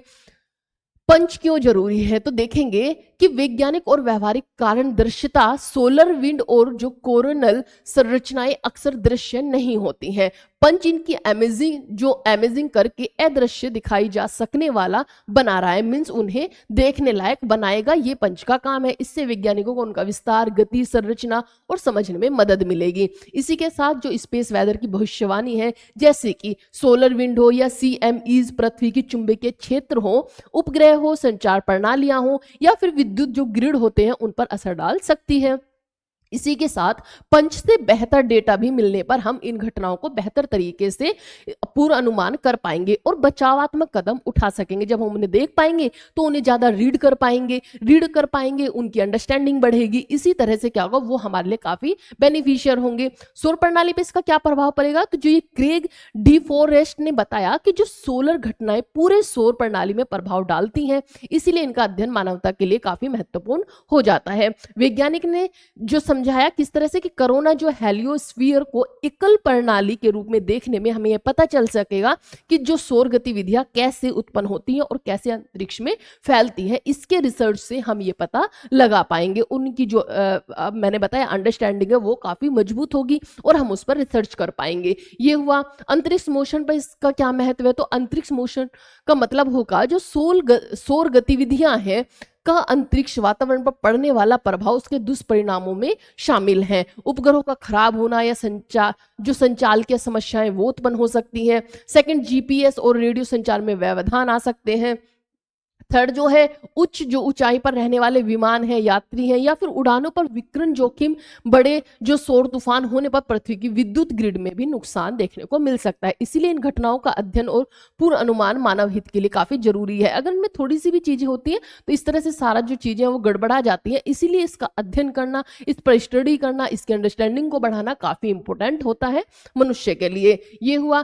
सोलर जो मैक्सिमम है के बारे में जो लेख कहा गया वो क्या है कि लेख में बताया गया हम सोलर मैक्सिमम के समय में है, यानी सूर्य की गतिविधि अधिकतम पर है। इस टाइम जो है वो सूर्य की जो गति वो अधिकतम है। इस दौरान सूर्य की सतह पर और उसकी कोरोना में सक्रियता ज्यादा होती है। इसी के क्या है कि हम यह ठीक नहीं बता सके कि कोई विशिष्ट इंजेक्शन कब होगा, पर आंकड़ों के आधार पर सिर्फ हम क्या कर सकते हैं, इमेजिन कर सकते हैं, अनुमान लगा सकते हैं। कब अवधि इस घटनाओं की अधिक होने की संभावना, ये भी हमें कुछ नहीं पता है। उन्होंने कहा भविष्य के 5 वर्षों के परिप्रेक्ष्य में कहा कि फिर सूर्य की गतिविधि धीरे धीरे कम होगी। और पर असली बात यह है कि जो इसकी असामयिक विस्फोटों का सटीक पूर्ण अनुमान है वो अभी चुनौतियां बनी हुई है, मीन्स उनका हमें अच्छे से पता नहीं चला है। इसका निष्कर्ष अगर आप देखेंगे तो पंच मिशन से मिलने वाले नए अवलोकन वैज्ञानिकों को सूर्य का जो कोरोना और सोलर विंड को बेहतर तस्वीर देगा। पंच का जो मकसद है वो क्या करना है, सूर्य का जो कोरोना है उसका अध्ययन करना, साथ ही साथ जो सोलर विंड है उस पर वर्क करना। मीन जो वहां से सोलर विंड आती है उन्हें हम देख सके, अपनी आंखों से देख सके, इस तरह उसे बनाना। इससे क्या होगा, इससे हमारी जो रीडिंग होगी, अंडरस्टैंडिंग होगी, रिसर्च होंगे, वो उस पर हम अपनी पकड़ को मजबूत बना पाएंगे। ये इसका कंक्लूजन है। इससे हम न सिर्फ सौर क्रियाओं की बुनियादी भौतिकी समझ पाएंगे, बल्कि अंतरिक्ष मौसम के जो पूर्व अनुमान है, सुरक्षा कदमों में जो सुधार कर पाएंगे। साथ ही साथ जो उपग्रह हमारे संचालकों हैं, वायु यात्रा है, विद्युत जो नेटवर्क है, संचार प्रणालियों के लिए भी बेहद ये आवश्यक होगी। इसी के साथ साथ क्या होगा कि इसे जो सोलर हमारा प्रोसेस है, सोलर विंड है, इसे हम काफी इससे महत्वपूर्ण रिसर्च भी कर पाएंगे और साथ ही साथ हम कोरोना का एक जो सूर्य का एक कोरोना है उसको भी देख पाएंगे। तो ये था एक सोलर विंड का प्रारूप कि मैंने आपको बताया। अब आप देखोगे तो मैं आपको बताती हूँ कि सोलर विंड होता क्या है, डिटेल में आप यहाँ देखेंगे। मैंने आपको बताया सोलर विंड जो सौर पवन है वो सूर्य से लगातार निकलने वाली विद्युत आवेशित कणों जैसे कि इलेक्ट्रॉन हुए, प्रोटॉन हुए या फिर आयन हुए की एक तेज धारा होती है। मीन्स जो सूर्य से कोई हमारी हवा आती है, गैसें आती हैं, तो वो बहुत तेज धारा में आती है, उसी को हम सोलर विंड कहते हैं। मीन्स जो चार्ज पार्टिकल होते हैं, क्या होते हैं, ये सभी चार्ज पार्टिकल होते हैं। ये कण सूर्य के बाहरी वायुमंडल, जिसे कोरोना कहते हैं, से निकलकर बहुत तेज गति में लगभग 400 से लेकर 800 किलोमीटर प्रति सेकंड से पूरे सौरमंडल में फैल जाती है। इतनी इनकी गति होती है, ये इतनी तेज उससे चलते हैं कि 400 या फिर 400 से लेकर 800 किलोमीटर ये एक सेकंड में पहुंच जाती हैं। इस तरह से ये इतनी तेज गति में होती है। और ये क्या होते हैं, ये आवेशित कण होते हैं जो हमारे चार्ज पार्टिकल होते हैं। बनती कैसे हैं, तो सूर्य की जो बाहरी परत होती है, यानी जो हमारी कोरोना होती है, हम अब तक सिर्फ कोरोना पर ही थोड़ा बहुत रिसर्च कर पाए हैं, क्योंकि सूर्य का इतना टेम्परेचर है कि हम उसकी किसी भी लेयर पर पहुंचने में अभी समर्थ नहीं है। जैसे आपने देखा होगा L1 L2 तक जाना, तो ये सब चीजें ये कोरोना के ही पार्ट्स हैं। मीन्स ये क्या है कि कोरोना का तापमान बहुत अधिक है, लगभग 10 लाख डिग्री सेल्सियस, उससे भी ज्यादा, क्योंकि अगर वहां जाने की कोशिश भी की तो वहां पे हम जाने में अभी असमर्थ है। इस गर्मी के कारण सूर्य के बाहरी हिस्से और गैस के कण बाहर की ओर फटकर निकल जाते हैं। इन्हीं को कहा जाता है सोलर विंड। इन्हें कहा जाता है कि गर्मी के कारण, इतने तापमान के कारण सूर्य के जो बाहरी हिस्से से गैस के कण बाहर की तरफ निकलते हैं और फटकर निकल जाते हैं। क्योंकि वहां पर टेम्परेचर बहुत ज्यादा है, तो जो गैस के कण होते हैं वो बाहर की तरफ फट जाते हैं और फटकर जो निकलते हैं वो होती है हमारी सोलर विंड। क्या होती है, सोलर विंड होती हैं। इसी के साथ पृथ्वी का चुंबकीय क्षेत्र अगर आप देखेंगे, तो जब सोलर विंड पृथ्वी तक पहुंचती है तो यह हमारे मैग्नेटिक फील्ड, जो हमारे चुंबकीय क्षेत्र है, उससे टकराती है। उससे टकराने के बाद क्या होगा, इससे मैग्नेटिक जो स्टॉर्म्स है, जैसे कि भूचुंबकीय तूफान हुए, वो उत्पन्न हो सकते हैं। या फिर जो ऑरोरा है, कौन है, हमारा अरोरा है, वो सोलर विंड के कण जब पृथ्वी की ध्रुवीय क्षेत्रों से टकराते हैं, जो सोलर विंड के कण पृथ्वी से टकराते हैं, तो वातावरण में चमकदार रोशनी जैसे कि हरा हुआ, गुलाबी, नीले रंग की दिखाई देती है। इन्हें हम अरोरा कहा जाता है, जो पृथ्वी की सुंदर लाइट शो होती है। उपग्रहों और संचार प्रणालियों पर इसका क्या प्रभाव पड़ता है, जो हमारी सोलर विंड होती है, तो इसका क्या है, जब सोलर विंड बहुत तेज गति से होती है तो यह उपग्रहों को जो उपग्रह के कामकाज है उसे प्रभावित करती है, उसमें रुकावट लाती है। जीपीएस है या फिर हमारी रेडियो संचार है, बिजली के जो नेटवर्क है उस पर भी असर डालती है। इसी के साथ अंतरिक्ष यात्रियों पर भी सोलर विंड काफी इफेक्ट डालती है। जैसे कि सोलर विंड निकलने वाली रेडिएशन जो होती है वो मानव शरीर के लिए हानिकारक होती है, इसीलिए अंतरिक्ष यात्री स्पेस स्टेशन को इससे बचाव के विशेष उपाय कर कर रखते हैं कि जिससे वो अपना इससे बचाव कर सके। अब ये उपयोगी क्यों है, जब ये हमारे लिए इतनी हानिकारक है कि इससे तूफान भी आते हैं, स्टॉर्म्स भी देखे जाते हैं, साथ ही साथ हमारे जो उपग्रह हैं उन्हें भी प्रभावित करती है, तो ये इंपॉर्टेंट क्यों जरूरी है। तो इसी में सोलर विंड हमें सूर्य की आंतरिक गतिविधियों और उसकी ऊर्जा उत्पादन प्रणाली को समझने में मदद करती है। फर्स्ट इसका उपयोग है, यह जानकारी स्पेस वेदर जो प्रिडिक्शन होते हैं, अंतरिक्ष मौसम की जो भविष्यवाणी करने की जरूरी होती है। सेकंड क्या होता है कि जो सोलर विंड के अध्ययन से हम यह अनुमान लगा सकते हैं कि अगला जो सोलर स्टॉर्म है वो कब आएगा। जैसे उपग्रह हुए, बिजली ग्रिड हुई, अंतरिक्ष मिशन हुए, सुरक्षित रखे जा सकते हैं, जिससे कि हम उन्हें क्या कर सकते हैं, सुरक्षित रख सकते हैं। भविष्य में ऊर्जा स्रोत के रूप में वैज्ञानिक सोलर विंड से स्पेस में ऊर्जा उत्पादन के तरीकों पर भी शोध कर रहे हैं। भविष्य में जो सोलर सेल टेक्नोलॉजी द्वारा स्पेस क्राफ्ट को सोलर विंड की ऊर्जा से चलाने की संभावना भी है। यानी यह नेचुरल जो प्रोपल्सन होता है, जो नेचुरल प्रोपल्सन सिस्टम की तरह ये काम करेगा। ये हुआ। इसी के बाद आप यहाँ देखेंगे कि मैंने आपको बता दिया कि ये क्या है, सोलर विंड है। सूर्य की बाहरी परत जो होती है कोरोना होती है, इसमें क्या पाया जाता है, इलेक्ट्रॉन, प्रोटॉन, आयन पाए जाते हैं, क्योंकि चार्ज पार्टिकल होते हैं। किस गति से चलती है, तो 400 से लेकर 800 किलोमीटर पर सेकंड की गति से चलती है। ये अरोरा को भी काफी इफेक्ट करती है, चुंबकीय तूफान आ सकते हैं, सैटेलाइट पर भी असर डालती है। साथ ही इसके महत्व क्या है, तो स्पेस वेदर है का अध्ययन कर सकते हैं, सुरक्षा उपाय, ऊर्जा व अंतरिक्ष अनुसंधान इसमें कर सकते हैं। अब हमने देखे थे नोबेल प्राइज, हम 2-3 दिन से नोबेल प्राइज पढ़ रहे हैं, तो एक बार नोबेल प्राइज का फटाफट रिवीजन करते हुए चलेंगे, उसकी डिटेल ना देखकर बस थोड़ा थोड़ा उसका एक ओरली देखेंगे। जैसे हमारा केमिस्ट्री का जो हमारा नोबेल प्राइज है वो किस किस को मिला है, तो केमिस्ट्री का अगर आप नोबेल प्राइज देखेंगे तो वो मिला है, एक ऑस्ट्रेलियाई है, एक जापानी और एक है जॉर्डन अमेरिकी वैज्ञानिक है। इन्हें क्यों दिया गया है, तो इन्हें दिया गया है मेटल ऑर्गेनिज्म जो फ्रेमवर्क है उसे बनाने के लिए दिया गया है, जिससे कि वो हवा से जो नमी है उससे पानी या फिर गैस गैसों को एकत्रित कर सके। मिला किस किस को है, तो ये मिला है ओमर एम यागी को मिला है, रिचर्ड रॉबसन को मिला है और सुजुकी तागावा को दिया गया है। ये इन 3 को दिया गया है। इसके बाद चलते हैं कि इन्होंने खोज क्या की है, तो इन्होंने ऐसे पदार्थ की खोज की है जो धातु होते हैं, हमारे मेटल होते हैं और कार्बनिक यौगिकों को मिलाकर बनाया गया ऐसा पदार्थ है, ऐसा इन्होंने बनाया है। इस संरचना में बहुत छोटे छोटे कैविटी होती है जिनका उपयोग गैसों तरल पदार्थ को पकड़ने और शुद्ध करने का संग्रह करने के लिए किया जाता है। डिटेल में मैंने आपको कल बता दिया था, जिसने कल की क्लास नहीं देखी हो वो जाकर कल की क्लास देख ले। हम सिर्फ ओरली और बहुत ही इंपॉर्टेंट चीजों को देखेंगे, जैसे कि MOFs क्या है, जो हमारे मेटल हैं वो क्या है। तो हमने देखा कि हमारे मेटल जो ऑर्गेनिक फ्रेमवर्क है रेगिस्तान की हवा से पानी निकालने में उपयोगी है, जो नमी को सोखते हैं और पानी के रूप में उन्हें छोड़ते हैं। वो क्या कर सकते हैं, एब्जॉर्ब भी कर सकते हैं और जब जरूरत हो तो उसे निकाल भी सकते हैं। हवा से कार्बन डाइऑक्साइड को पकड़ने में मदद करेंगे, प्रदूषण फैलाने वाले जो रासायनिक यौगिक है उन्हें पकड़ने का काम करेंगे, दवाओं से जो अवशेष हानिकारक रसायन है उन्हें क्या करेंगे, एब्जॉर्ब करने का ये कार्य करेंगे। ये हुआ। इसके साथ ही इसमें कितनी धनराशि दी जाती है, तो ये दी जाती है कितनी, 11 मिलियन स्वीडिश दी जाती है और लगभग कितनी होती है, 1 करोड़ के बराबर होती है।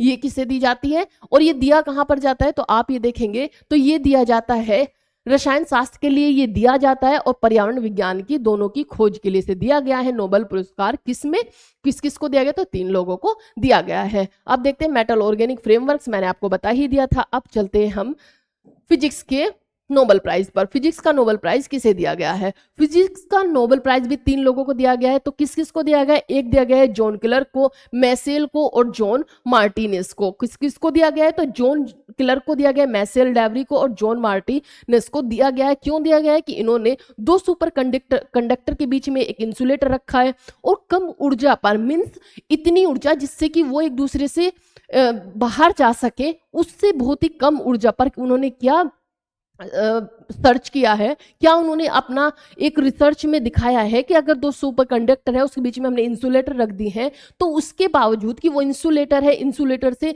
ना तो जो बिजली है वो इधर जा सकती है, ना इधर इलेक्ट्रिसिटी जा सकती है, लेकिन फिर भी उन्होंने उन दोनों की जो कुछ प्रोटॉन इलेक्ट्रॉन का आदान प्रदान दिखाया है। ये इनकी खोज थी। किसकी, तो ये हमारा हुआ। आप देखेंगे क्वांटम टनलिंग का काम करेंगे। क्या था कि उसमें पार करने के लिए अगर एक कण पार्टिकल के सामने कोई दीवार व अवरोध हो, उसे पार करने के लिए ऊर्जा चाहिए। अगर कम ऊर्जा है तो कण दीवार से टकराकर वापस लौट आएगा। लेकिन उन्होंने क्या बताया, जो क्वांटम टनलिंग है, कि क्वांटम दुनिया में ये नियम अलग होता है। यहाँ कभी कभी कण दीवार को पार कर जाते हैं, उसके पास इतनी ऊर्जा नहीं होती, इसके बावजूद वो क्या करता है, दीवार को क्रॉस कर जाता है। ये होता है क्वांटम टनलिंग कहलाता है। जैसे कोई गेंद दीवार से टकराकर उछलने के बजाय दीवार के आर पार निकल जाए, ये है क्वांटम के नियम, क्वांटम की दुनिया।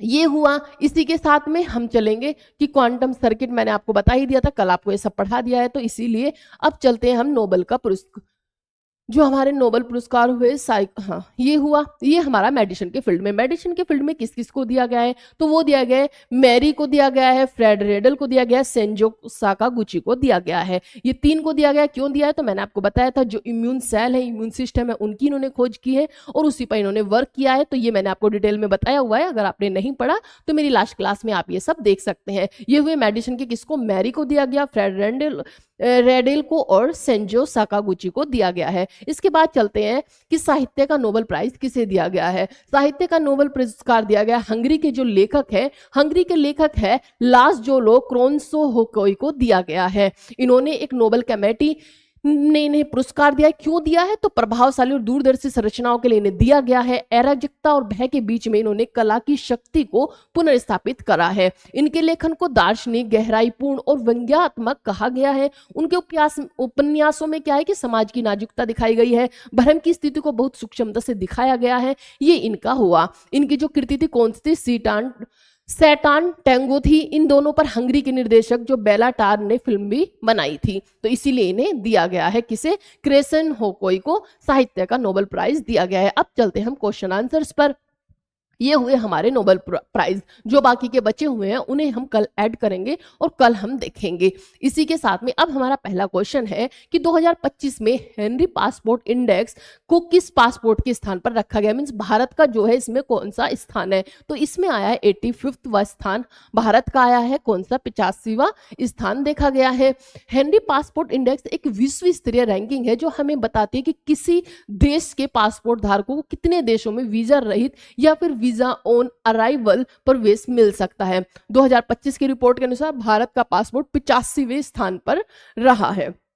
इसके तहत भारतीय पासपोर्ट धारकों को 57 देशों तक का वीजा रहित है, मीन्स वो 57 देशों में वीजा रहित अपनी आ जा सकते हैं। इसी के साथ भारत पहले 2024 में 80वें स्थान पे था, अब किस पर पहुंच गया है, 85वें स्थान पर पहुंच गया है। यह स्थान 5वें नीचे गिरा है। अंतर्राष्ट्रीय यात्रा स्वतंत्रता कूटनीति वीजा समझौते की स्थिति को दर्शाती है। ये हुआ। इसी के साथ अब चलते हैं नेक्स्ट न्यूज पर। हमारी नेक्स्ट न्यूज है हमारी कि 2025 में भारत और इंडोनेशिया की नौसेना के बीच एक समुद्र शक्ति अभ्यास हुआ है। कौन सा? समुद्र शक्ति नामक द्विपक्षीय नौसैनिक अभ्यास 5वां संस्करण कब और कहां हुआ? तो ये हुआ है 14 से लेकर 17 अक्टूबर के बीच हुआ है। और कहां पर? विशाखापट्टनम में हुआ है। कौन सा? भारत और इंडोनेशिया के बीच में कौन सा अभ्यास हुआ है? तो ये हुआ है समुद्र शक्ति। समुद्र शक्ति और कौन सी सेना थी? तो वो थी नौसेनाओं के बीच में। 14 से लेकर 17 अक्टूबर विशाखापट्टनम में ये हुआ हमारा समुद्र शक्ति अभ्यास का द्विपक्षीय जो नौसैनिक है वो कहां पर है? भारत और इंडोनेशिया ने मिलकर किया है। इसका उद्देश्य क्या रहा? तो दोनों देशों की नौसेनाओं के बीच जो सह संवयन है बढ़ाना, सामरिक कौशल को साझा करना और समुद्री सुरक्षा को सहयोग से मजबूत करना। यह अभ्यास 2 चरणों में आयोजित होता है। एक हॉर्न बोर्ड जो कि फेस में हुआ और दूसरा सी फेस में हुआ। तो बंदरगाह चरण और दूसरा था समुद्री चरण, इन 2 फेस में इसे कराया गया था। इसके बाद नेक्स्ट क्वेश्चन पर चलते हैं। हमारा नेक्स्ट क्वेश्चन है भारतीय संरक्षक जो कंजर्वेटनिस्ट है हमारे, जो विवेक मेनन को किस आयोग, किस पद में IUCN का पहला एशियाई अध्यक्ष चुना गया है? पहला एशियाई अध्यक्ष चुना गया है तो वो है IUCN स्पेसीज सर्वाइवल कमीशन के लिए इन्हें चुना गया है। तो किसके लिए? स्पेशल सर्वाइवल कमीशन के लिए इन्हें चुना गया है। SSC में इन्हें चुना गया है। आइए देखते हैं इनके बारे में थोड़ा सा कि हमारा जो international union for conservation of nature है एक प्रमुख अंतर्राष्ट्रीय संगठन है। प्राकृतिक संसाधनों के लिए, जैव विविधता के लिए, संरक्षण को बढ़ावा देने के लिए जो कंजर्वेशन है उसे बढ़ाने के लिए ये दिया जाता है। इसी में जो स्पेसीज है सर्वाइवल कमीशन एक विशेष नेटवर्क है जिससे हजारों वैज्ञानिक, संरक्षक या फिर जीव विज्ञानी, अन्य विशेषज्ञ शामिल होते हैं। तो ये क्या हुआ? ये किस लिए दिया गया? तो स्पेसीज सर्वाइवल कमीशन के लिए दिया गया है। विवेक मेनन का आप योगदान देख सकते हैं कि विवेक मेनन एक प्रसिद्ध भारतीय वन्य जीव संरक्षण लेखक, फोटोग्राफर और पर्यावरण टिप्पणीकार हैं। 15 अक्टूबर 2025 को IUCN वर्ल्ड कंजर्वेशन कांग्रेस में इन्हें आबू धाबी के दौरान ये आपको दिया गया IUCN SSC में इन्हें अध्यक्ष चुना गया है। इस तरह इनकी नियुक्ति हुई। कब तक के लिए हुई? तो ये हुई 2025 से लेकर 2029 तक के लिए इनकी नियुक्ति हुई है। इसके साथ देखते हैं नेक्स्ट क्वेश्चन हमारा। नेक्स्ट क्वेश्चन है हमारा, आइए देखते हैं। भारत ने इंडोनेशिया को कौन सा औषधि भेजा ताकि CS-137 विकिरण संदूषण के प्रभाव से निपटारा हो सके? तो ये है प्रूशियन ब्लू। जो प्रूशियन ब्लू कैप्सूल है ये भारत ने भेजा है। किसे भेजा है? इंडोनेशिया को भेजा है। ये क्या है? तो आइए देखते हैं हम कि इंडोनेशिया में हाल ही में जो सेंसियम है 137 नामक रेडियोधर्मी आइसोटोप के निशान पाए गए हैं। विशेषकर लॉन्ग फॉर्म में ये पाए गए हैं। यह विकिरण किसी इंडस्ट्रियल स्रोत जैसे कि स्क्रैप धातु, औद्योगिक अपशिष्ट में फैल सकता है। इसके परिणाम स्वरूप क्या हुआ कि इंडोनेशिया सरकार ने खाद्य सुरक्षा चिंताओं के तहत जांच और रोकथाम के लिए कार्रवाई की। इसी बीच भारत ने जो प्रूशियन ब्लू हमारी जो एक वैक्सीन है या फिर प्रूशियन ब्लू जो हमारी है कैप्सूल है उसे भेजा गया और रेडियोधर्मी CS-137 के जो संभावित प्रभावों को कम करने में ये उसे मदद करेगी। तो ये याद रखना है आपको कौन सा है? तो ये है प्रूशियन ब्लू कैप्सूल। कौन सा? प्रूशियन ब्लू कैप्सूल किसके लिए? तो ये है CS-137 के लिए। भारतीय दूतावास जकार्ता ने इसे इंडोनेशिया के स्वास्थ्य विभाग को हस्तांतरित कर दिया है। ये हुआ। ये कैसे काम करता है तो आप ये देख सकते हैं, जो प्रूशियन ब्लू कैप्सूल है ये एक रासायनिक यौगिक है जिसे चिकित्सा क्षेत्र में उपयोग किया जाता है, विशेषकर उन स्थितियों में जहां पर शरीर में रेडियोधर्मी जो सीजियन है अवशेष रहते हैं। यह आतो जो कि आतों में CS जो सीजियन 137 आयन को बांध सकती है, जिससे वह शरीर में अवशोषित ना हो सके और उसे मल के माध्यम से बाहर निकाल सकती है, और क्या होगा, इससे उसे कोई खतरा भी नहीं होगा। चलते हैं नेक्स्ट। हमारा नेक्स्ट क्वेश्चन है हमारा, ओके, लोकप्रिय प्लेबैक गायिका रावू बाला सरस्वती देवी का देहांत किस आयु में हुआ है तो उनका हुआ है 97 की आयु में। ये कौन थी तो ये थी एक प्लेबैक गायिका थी। इनके बारे में थोड़ा सा आप जानेंगे तो देखेंगे कि इनका नाम था रावू जो बाला सरस्वती देवी था। रावू बाला सरस्वती देवी, इनका जन्म कब हुआ था तो 1928 में। मृत्यु कब हुई 15 अक्टूबर 2025 को। इन्होंने तेलुगु और तमिल फिल्मों में अभिनेत्री और प्लेबैक गायिका के रूप में काम किया और इन्होंने 2000 से भी अधिक गीत गाए। कौन से? 2000 से भी अधिक गीत गाए थे। इससे नेक्स्ट चलते हैं हम, सॉरी, भारत के किस राज्य टीम ने 2025 में 30वीं सीनियर महिला राष्ट्रीय फुटबॉल चैंपियनशिप जो कि राजमाता जीजाबाई ट्रॉफी जीती है, तो वो किस राज्य ने जीती है? वो जीती है मणिपुर ने। किसने जीती है? तो ये मणिपुर ने जीती है। इसके बारे में थोड़ा आप देख सकते हैं कि भारत में महिला फुटबॉल राष्ट्रीय स्तर की प्रमुख प्रतियोगिता है जो कि senior women's national football championship, जिसे राजमाता जीजाबाई ट्रॉफी कहा जाता है। जीजाबाई ट्रॉफी कहा जाता है। 2025 में ये संस्करण कहां पर हुआ तो ये 30वां संस्करण था और ये पहला मुकाबला मणिपुर और पश्चिम बंगाल के बीच में हुआ था जिसमें मणिपुर ने जीत हासिल की। इसके बाद चलते हैं कि भारत और इथोपिया के बीच नई दिल्ली में पहली जॉइंट डिफेंस कोऑपरेशन संयुक्त रक्षा सहयोग बैठक कहां पर आयोजित की गई? कब आयोजित की गई? तो ये कब आयोजित की गई? 15 अक्टूबर 2025 को ये आयोजित की गई थी। देखते हैं इसके बारे में थोड़ा कि भारत इथोपिया की पहली GDC जो बैठक है नई दिल्ली में हुई। कहां पर हुई? तो ये आपको रखनी है, नई दिल्ली में हुई। कब हुई? तो 15 अक्टूबर को हुई। भारत और इथोपिया ने पहली ज्वाइंट डिफेंस कोऑपरेशन की है। ये पहली की है इसलिए काफी इंपॉर्टेंट बन जाते हैं कि पहली हुई है तो कहां पर हुई है? नई दिल्ली में हुई है। किस किस के बीच हुई? तो इथोपिया के बीच में और भारत के बीच में हुई है। 15 अक्टूबर को यह बैठक भारत और इथोपिया के बीच रक्षा क्षेत्र में सहयोग और संगठित करने की दिशा में एक महत्वपूर्ण पहल है, महत्वपूर्ण कदम है। ये महत्वपूर्ण क्यों है? तो जब भी कोई कमीशन होते हैं या फिर कोई समझौते होते हैं, कोई बैठक होती है, तो उसमें हमें ये पता होना चाहिए कि उसका उद्देश्य क्या रहा। हमें एटलीस्ट इतना तो समझ आए कि भाई वो की किस लिए गई थी, तो इसके किस उद्देश्य के लिए की गई थी। तो यह बैठक दक्षिण एशिया अफ्रीका रक्षा भागीदारी की भूमिका को मजबूत करती है और भारत की अफ्रीका नीति को एक नया आयाम देती है।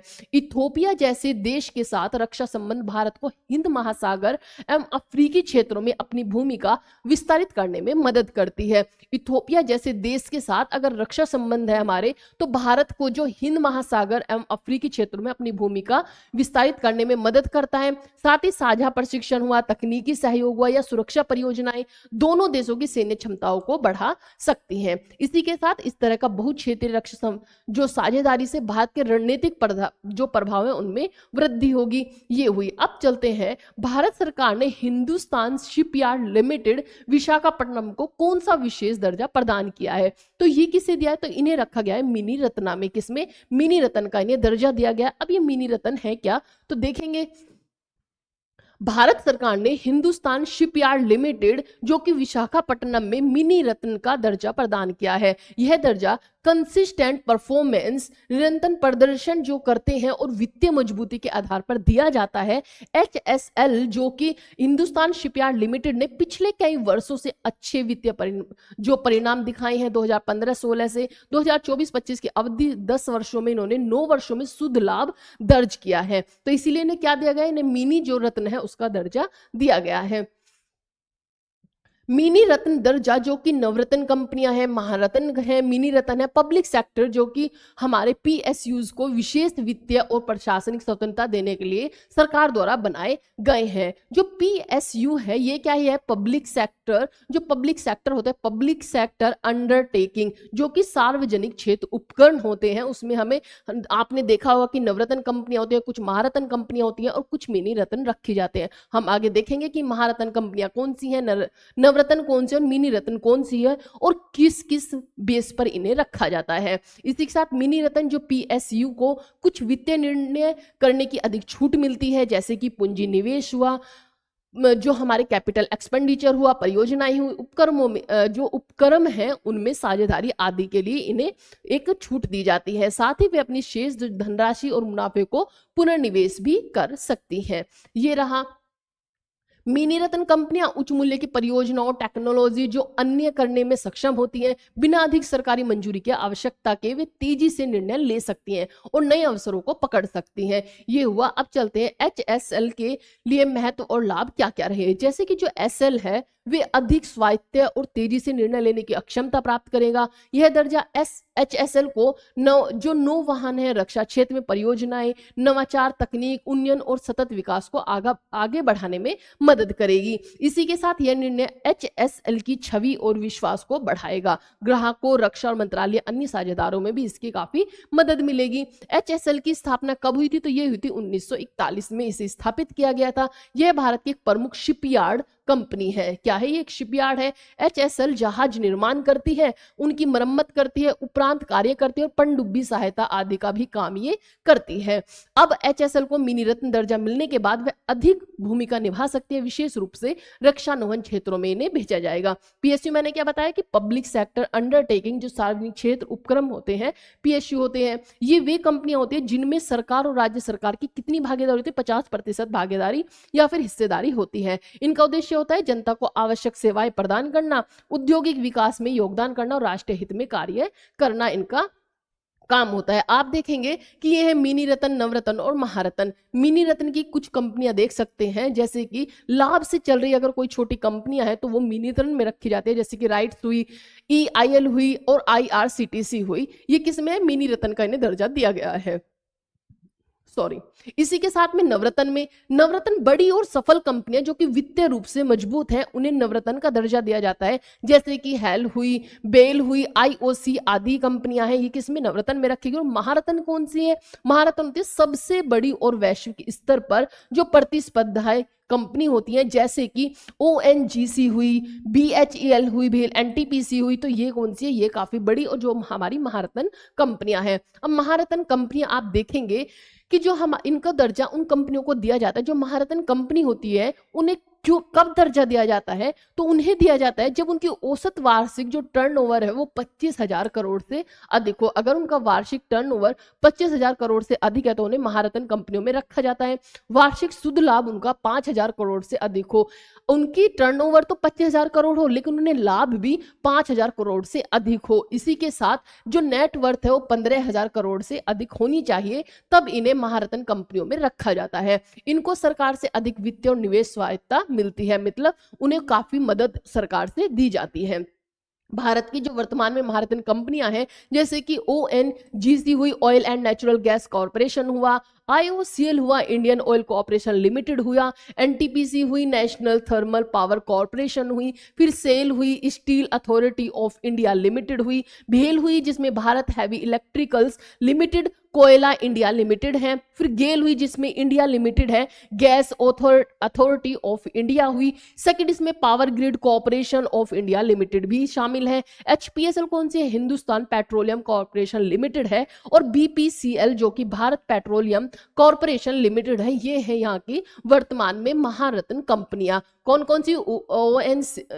ओएनजीसी, ओआईसीएल, एनटीपीसी, सेल, भेल, कोल इंडिया लिमिटेड, गेल पावर, जो grid corporation of India limited है HPCL हुई, और ये हुई BPCL, ये हुई महारत्न कंपनियां। अब देखते हैं नवरत्न कंपनियां कौन कौन सी है। तो नवरत्न जो कंपनियां हैं इनमें वित्तीय स्वायत्तता तो दी गई है, परंतु महारत्न कंपनियों से कुछ कम स्तर की होती है। साथ ही ये कंपनियां लाभ में चल रही और क्षेत्रीय स्तर पर प्रभावशाली होती हैं। इसमें कौन कौन सी, जैसे हेल हुई हमारी हिंदुस्तान एरोनॉटिक लिमिटेड हुआ, इसी के साथ बेल हुई भारत इलेक्ट्रॉनिक्स लिमिटेड हुई, शिपिंग कॉर्पोरेशन ऑफ इंडिया हुई, engineers India limited, NMDC limited जो कि नेशनल मिनरल डेवलपमेंट कॉर्पोरेशन हुई, इसी के साथ NBCC इंडिया लिमिटेड, फिर हुई ये CONCOR कंसोर जो कि कंटेनर कॉर्पोरेशन ऑफ इंडिया है, NLC इंडिया लिमिटेड हुई, IR कौन जो कि इंटरनेशनल लिमिटेड है, इसी के साथ राइट्स लिमिटेड हुई, और गार्डन रिसर्च शिप जो शिप बिल्डिंग इंजीनियर्स हैं उन्हें भी किस में रखा गया, नवरत्न कंपनियों में रखा गया। और एक हुडको होगी जो कि housing and urban development corporation है। ये कंपनियां कौन सी, ये है नवरत्न कंपनियां। इसके बाद चलते हैं हम मिनी रत्न कंपनियों पर। मिनी रत्न कंपनियां 60 प्लस मिनी रत्न कंपनियां हैं, जिसमें से आप इंपोर्टेंट देख सकते हो, जैसे कि हुई हमारी मिनी रत्न फर्स्ट कंपनी है और सेकंड भी है। फर्स्ट में कौन सी है, IRCTC हुआ, BSNL हुआ, AI हुआ, MTNL हुई और EIL हुई। ये कंपनियां हैं जो हमारी मिनी रत्न फर्स्ट में आती हैं। पिछले 3 वर्षों में लाभ और 30 करोड़ से अधिक का इनका लाभ होगा, उन्हें रखा जाता है मिनी रत्न फर्स्ट में। मिनी रत्न सेकंड कौन से, लाभ में परंतु छोटी कंपनियां हैं, जैसे कि मैकॉन हुआ, एमीकॉन हुआ, HMT हुई, ITDC हुई और BDL हुई। ये कंपनियां किसमें रखी गई, मिनी रत्न सेकंड में रखी गई है। ये हमारी हुई जो हमारी महारत्न हुई, नवरत्न हुई और मिनी रत्न कंपनियों के बारे में बातचीत हुई। चलते हैं नेक्स्ट पर। विश्व खाद्य दिवस हर वर्ष 16 अक्टूबर को मनाया जाता है, क्योंकि यह किस संस्थान की स्थापना की वर्षगांठ है, तो यह है खाद्य एवं कृषि संगठन की। किसकी, खाद्य एवं कृषि संगठन के लिए इसे बनाया जाता है। वर्ल्ड फूड डे कब, 16 अक्टूबर को। तो 16 अक्टूबर को कौन सा डे मनाया जाता है, वर्ल्ड फूड डे मनाया जाता है। इसके बारे में आप थोड़ा देख सकते हैं। जो Food and Agriculture Organization of the United Nation की स्थापना 16 अक्टूबर 1945 को हुई थी। इस दिन क्या मनाया जाता है, विश्व खाद्य दिवस मनाया जाता है। वर्ल्ड फूड डे की शुरुआत 1979 में हुई थी। FAO की सदस्य देशों ने उस वर्ष की 20वीं आम सभा 16 अक्टूबर को खाद्य एवं कृषि संबंधी जागरूकता बढ़ाने के लिए यह दिन घोषित किया था। दिन में ये क्या है, पहली बार यह दिन विश्व स्तर पर 1981 से इसे मान्यता मिली थी। 1981 से इसे विश्व में बनाया गया था। इसकी थीम क्या थी, hand in hand for better food and a better future. ये इसकी थीम रही है। इसका संदेश क्या है, तो वो है कि बेहतर और स्वास्थ्य आहार तथा खाद्य प्रणालियां बनाना, सहयोग समुदाय, किसान, व्यवसाय आदि की भूमिका को महत्वपूर्ण बनाना था। ये जो FAO था वो 80वें वर्ष का था। कौन सा, इसकी जो 18th एनिवर्सरी थी, इसे मनाया गया है। नेक्स्ट क्वेश्चन पर चलते हैं हमारा। भारत के खान मंत्रालय ने चूना पत्थर को किस प्रकार के खनिज के रूप में पुनर्वर्गीकृत किया गया है, तो इसे रखा गया है मेजर में। किसमें, प्रमुख खनिज में, जो हमारे मेजर मिनरल्स हैं उसमें रखा गया है। जो हमारा पहले चूना पत्थर था, जो लाइमस्टोन था, वो पहले माइनर मिनरल्स में आता था, लेकिन अब किस में इसे स्थापित कर दिया गया है, इसे स्थानांतरित कर दिया गया, तो वो मेजर में पहुंचा दिया गया है। अब ये माइनर मिनरल्स क्या होते हैं, मेजर मिनरल्स क्या होते हैं, मैंने आपको मिनरल्स बताए थे कि रेयर मिनरल्स क्या है, लेकिन मेजर और माइनर क्या है, तो ये हम देखेंगे कि जो हमारे मेजर मिनरल्स होते हैं, इसमें पहले चूना पत्थर जो हमारा लाइमस्टोन है, खनिज वर्गीकरण, जो हमारा लाइमस्टोन एक चूना युक्त चट्टानों जिसमें कि मुख्य रूप से कैल्शियम कार्बोनेट, जो कि कैल्शियम कार्बोनेट कौन से होते हैं, CaCO3 में पाया जाता है। यह ये किस किस चीज के लिए निर्माण में आता है, काम आता है, जैसे कि सीमेंट निर्माण में, रसायन उद्योग, चीनी उद्योग, उर्वरक उद्योग, फ्लैक्सिंग एजेंट आदि में उपयोगी है। खनिजों को आमतौर पर मेजर प्रमुख और माइनर प्रमुख में रखा जाता है, माइनर और मेजर में रखा जाता है। अब यहाँ आप देखेंगे, सबसे पहले देखेंगे कि जो हमारे माइनर होते हैं वो क्या होते हैं और मेजर क्या होते हैं। आप इस तरह से पता कर सकते हैं कि एक जो लोकल लोगों के लिए चाहिए, जैसे कि लोकलिटी में चाहिए, उनको एक काम भी मिले, उससे उन्हें बेनिफिट भी हो और साथ ही यूज भी हो, तो वो होते हैं माइनर में। लेकिन एक पूरे देश में अगर वो चाहिए, पूरे देश में वो व्यापार दे रहे हो, तो वो हो जाता है एक मेजर के लिए, एक बड़े उस चीजों के लिए। थोड़ा यहाँ पे भी देख सकते हैं, जैसे कि माइनर होते हैं जिन्हें स्थानीय उपयोग, निर्माण सामग्री आदि में छोटे स्तर पर उपयोग किया जाता है, जैसे कि जिनकी उत्खनन और अनुमति प्रक्रिया अपेक्षाकृत सरल होती है। जैसे घर बनाने के लिए हमें सीमेंट चाहिए, छोटे छोटे कामों के लिए हमें कुछ चीजें चाहिए, तो उनके लिए क्या होता है वो माइनर होगा। और मेजर अगर हमें बड़ी बड़ी चीजें बनाने के लिए चाहिए, मीन्स हमें उद्योगों के लिए चाहिए या फिर चीनी का एक उद्योग लगाने के लिए चाहिए, रासायन उद्योग के लिए चाहिए, तो वो किसके लिए हो जाएगा, वो हो जाएगा हमारा एक मेजर। मिनरल्स, अब मेजर देखते हैं कि जिनकी मांग व्यापक हो, वे औद्योगिक स्तर पर उपयोग होते हैं और उनका उत्खनन, नियमन और नियंत्रण अधिक जटिल होता हो, उन्हें कहते हैं मेजर। तो ये हुए मेजर और माइनर मिनरल्स, जिसमें कि आप देखेंगे जो हमारा लाइमस्टोन है से माइनर से मेजर में स्थानांतरित कर दिया गया, अब ये मेजर मिनरल्स की कैटेगरी में आएगा। जो प्रमुख खनिज के यदि आप देखेंगे भारत ने चूना पत्थर को मेजर के रूप में वर्गीकृत किया है, इसके निम्नलिखित प्रभाव हो सकते हैं, जैसे कि खनन जो हमारी लाइसेंसिंग होती है या स्वीकृति प्रक्रिया हुई, जैसे कि उत्खनन और खनन अनुमति प्राप्त करने की प्रक्रिया अधिक कठोर होगी, कि अगर आपको इसका कुछ कहीं पर खनन करना है, उत्खनन करना है, इसे खोदना है, तो उसके लिए आपको परमिशन लेने के लिए काफी अधिक जो इसके रूल्स होंगे वो फॉलो करने होंगे।